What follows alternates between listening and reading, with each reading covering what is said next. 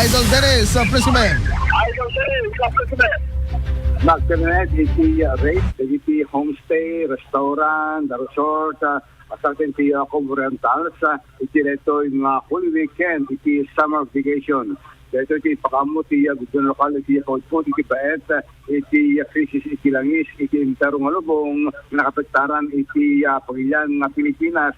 Maragsakan, iti LG pagudpud sa uray pa'y ada iti crisis, ket adalata iti nagpabuking para palang kalatoy umaing Holy Week.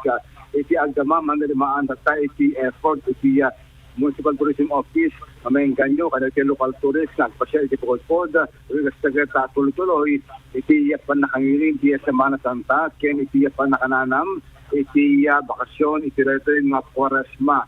Mangnamnama til di pagudpod ang babaeng ditoy kesa adalata iti pamastrikan iti tagapagudpod iti president iti crisis iti pagilian iti agdama kesa adamitan iti iniiway tata na aktibidad kas kuma iti fishing tournament iti namitang daw iti barangay Pansyan pagudpod Ilocos sa Norte ni paay dito iti gungguna kada iti nangatil iti panagbanligit iti initi pagudpod Ilocos Norte iti nag-champion 10,000 pesos only iti iyawit iti ng yarat.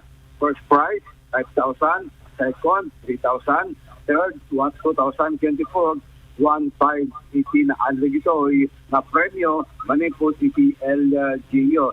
Iti special award at iti fishing gears, fishing iti nadupay ramit iti natayat panagkalap iti nagkagunguna na nagpagpaset iti pagudpod fishing tournament iti lang na namisangal daw iti barangay Pansyan ng pagudpod Ilocos sa Norte.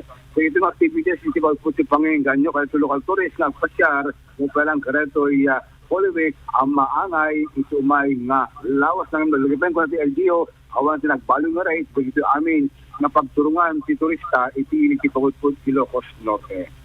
Sa magpala manipod ti Mordo iti mga pati Pilipinas, Idol Dennis Galipio sa TAP IFM. IFM News.